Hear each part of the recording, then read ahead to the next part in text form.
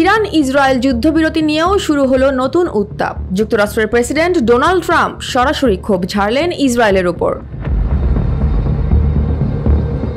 মার্কিন সাংবাদিকদের মুখোমুখি হয়ে ট্রাম্প বলেন, যুদ্ধবিরতির ঘোষণা দেওয়ার পরপরই ইসরায়েলের আচরণ ছিল চরম মাত্রার। আমি যখন বলি তোমাদের 12 ঘন্টা সময়, তখন 1 ঘন্টার মধ্যেই সব বোমা ফেলে দেওয়া কোনোভাবেই গ্রহণযোগ্য নয়। তিনি আরো বলেন, আমি নিশ্চিত না তারা এটা ইচ্ছে করে করেছে কিনা, হয়তো নিজেদের লোকজনকেই নিয়ন্ত্রণে রাখতে পারেনি। তিনি কটাক্ষ করে বলেন, এখন দুইটা দেশ যারা এত বছর ধরে যুদ্ধ করছে তারা নিজেরাই জানে না তারা কি করছে।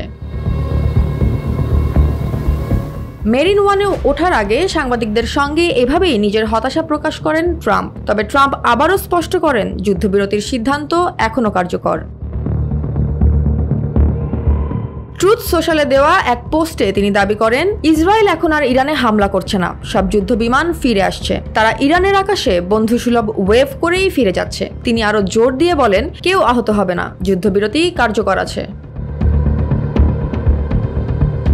তবে বিশ্লেষকদের মতে ট্রাম্প প্রশাসনের ভেতরে এখনও ইসরায়েলকে কেন্দ্র করে বিভক্তি আছে। ইসরায়েলের আচরণ নিয়ে প্রেসিডেন্টের প্রকাশ্য ক্ষোভ পরিস্থিতিকে আরও জটিল করে তুলেছে। Joya Hasan, NPB news.